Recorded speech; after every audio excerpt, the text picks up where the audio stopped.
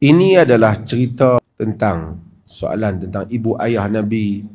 Adakah dia mengucap di kubur balik dan seumpamanya. Ini riwayat yang seperti ini tidak kukuh. Yang kukuh ialah riwayat inna abi wa abaka finnar. Sesungguhnya bapaku dan bapamu di dalam neraka. Ini yang Nabi SAW sebut pada seorang yang bangkit bertanya dalam majlis yang bernama Huzafah. Hadis ini menjadi kontroversi. Macam mana bapa Nabi boleh masuk neraka? Sedangkan bapa Nabi meninggal sebelum Nabi wafat. Hadis ini sahih. Tapi maknanya apa?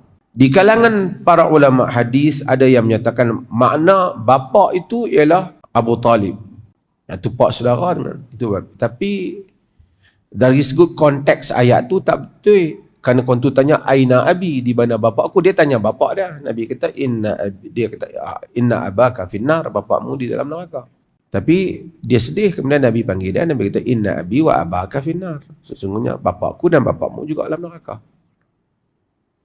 Apa maksud Nabi? Adakah Nabi masuk dengan Abu Talib? Ataupun sebahagian kata Nabi, bapa Nabi dulu telah ada peluang diajar agama Ibrahim. Dia tolak. Sebahagian nak bela, dia kata sebenarnya tak, dah selesai Nabi ajak dia balik, dia masuk Islam daripada kubur. Itu pun ada riwayat yang mana tidak boleh dipegang kukuh dalam hal itu. Sebenarnya hadis ini sabit, cumanya nak faham tak mampu. Kerana kaedah umum dalam agama ialah wa ma kunna mu'azzibina hatta nab'atha rasula. Kami tak akan mengazab sehingga dia hantar rasul. Bagaimana mungkin untuk diazab bapa Nabi sedangkan tidak bertemu dengan Rasul?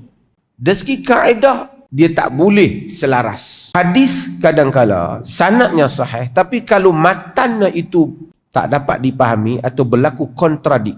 Sama ada ulama-ulama mendhaifkan hadis, tapi hadis ini sabit sikit, ataupun menganggap hadis ini tak dapat ditafsirkan.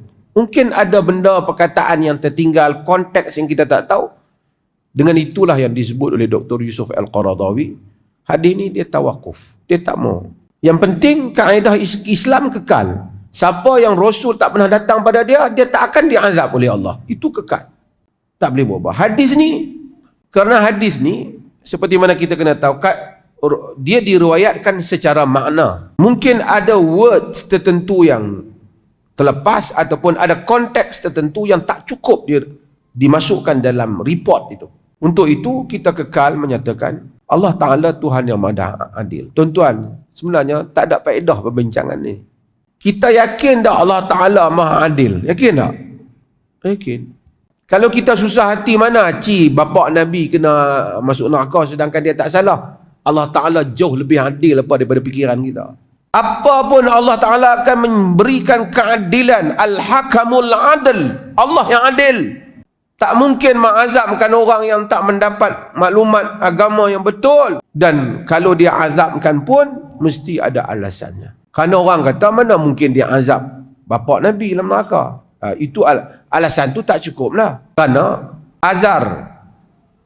Wa iz qala Ibrahimu li abihi Azar atattakhidhu asnaman aliha. Bapa Ibrahim, Nabi Ibrahim, Nabi yang Nabi ingin jadi sepertinya, bapa dia Azar kafir. Itu bukan argumen dia, tapi argumen yang kuat ialah Azar dia bertemu dengan Nabi Ibrahim. Abdullah bapa Nabi tak bertemu dengan Nabi, bagaimana untuk dia diazab? Itu argumen yang kuat. Jadi mungkin hadis ni ada perkara yang lain yang mungkin kita tak faham. So kita tak payahlah nak hukum bapa Nabi. Ini urusan Allah yang 3 hari duk tak boleh main mengaji, duk fikir bapa Nabi di mana lah. Come on lah. Don't waste your time. Allah Al-Hakamun Adil. Ini urusan Tuhan. Tak payahlah duk susah hati. Kita tengok anak Palestin dibom, kesian di mana. Kita tak tahu the real life. Mungkin kita orang yang kita sedih, memang kita sedih lah. Yang kena gempa bumi, kita sedih. Sebagai manusia. Kita kata kesian, habislah kehidupan mereka. Tapi mungkin sekarang mereka sedang menikmati nikmat di syurga. Kita sedang berduka cita di dunia. Allah mengetahui hamba-hambanya. Dia lebih sayang daripada hambanya, lebih daripada kita. Apa yang kita lihat pada zahir mata kita satu penderitaan, mungkin pada satu orang tu tak menderita mana pun. Apa yang kita lihat pada satu orang kebahagiaan, mungkin orang itu sedang hidup di dalam sejuta penderitaan. Siapa yang kenal dengan orang yang besar, dengan kaya, kita sembang dengan dia. Lebih banyak kadang-kadang cerita derita dia daripada kita sembang dengan orang yang tak ada duit, yang lebih banyak cerita seronok dia. Boleh makan udang seekor pun seronok dah. Ini boleh makan makanan beribu ringgit pun duk cerita. Tak puas hati sana, sedih sana. Allah Al-Hakamul Adl. Wa mal hayatud dunya illa la'ibun walah. Dunia tidak lain melainkan mainan dan sia-sia saja.